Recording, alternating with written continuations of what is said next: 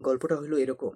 একটা কৃষক একদিন সে ঘুমের মধ্যে স্বপ্নে দেখলো সে হেঁটে যাচ্ছে ওই পথ দিয়ে, পাশে একটা মন্ত্রী, নেতা, সে বক্তব্য দিচ্ছে আর সবাই হাততালি দিচ্ছে।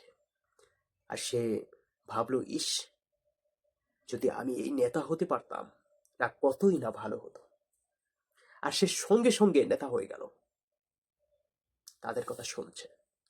কিন্তু এক সময় বিরোধী দল তার পাল্টাপাল্টি যেত, তাদের সাথে ঝগড়া লাগলো, মারামারি লাগলো, দ্বন্দ্বে লাগলো। সে পড়ে রইল মাঠে। রোদের যে তাপ ছিল তার উপরে, প্রচন্ড তাপ ছিল। সে ভাবলো, নেতা তো হওয়া যাবে না, যদি আমি সূর্য হতে পারতাম আমি সবাইকে পোড়াতে পারতাম, এত শক্তিশালী থাকতাম। সে সঙ্গে সঙ্গে সূর্য হয়ে উঠল। সূর্য হয়ে সবাইকে আলো দিতে লাগলো।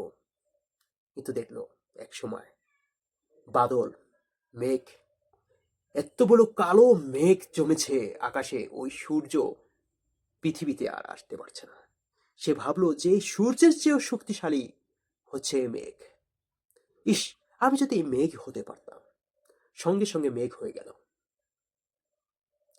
ওই সময় এক দমকা বাতাস, হাওয়া, তুফান ছুটে আসছে, মেঘ উড়িয়ে নিয়ে যাচ্ছে। সে বলল যে আমি এই তুফান, এই হাওয়া যদি হতে পারতাম।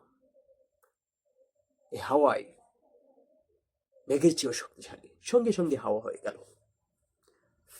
দেখলো এই হাওয়া সে পাহাড়কে টক্কর দিতে পারছে না, পাহাড়কেও ভেঙে চুরে নিতে পারছে না। সে বলল যে হাওয়ার চেয়েও শক্তিশালী হচ্ছে পাহাড়, যদি এই পাহাড় হতে পারতাম। সঙ্গে সঙ্গে সে পাহাড় হয়ে গেল। সে শুনতে পারলো সে টক টক টক করে কেউ যেন তার বুকের উপরে পাথরগুলো ভেঙে ভেঙে ভেঙে ফেলছে। সে ভাবলো যে যে পাথর ভাঙার শক্তি রাখে, যদি আমি সেটা হতে পারতাম। কিন্তু সেটা আর হতে পারলো না। আসলে সেই বাস্তবে সেটা সেই পাহাড়ের পাথরগুলো ভেঙেই সে দিন চলত।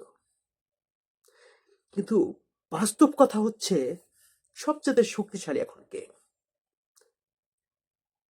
সবচেয়ে শক্তিশালী এখন কে? আসলে সবচেয়ে শক্তিশালী ছিল সেই ব্যক্তি, কিন্তু সে বুঝতে পারেনি।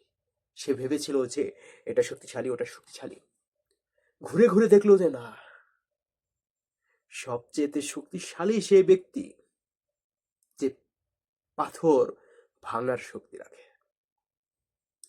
কথাটাও বলেছিলাম যে কারণে আমরা দূর থেকে না, কাশ বন ঘনই লাগে, সে কথাটার একটা যুক্তি আছে। আসলেও তাই।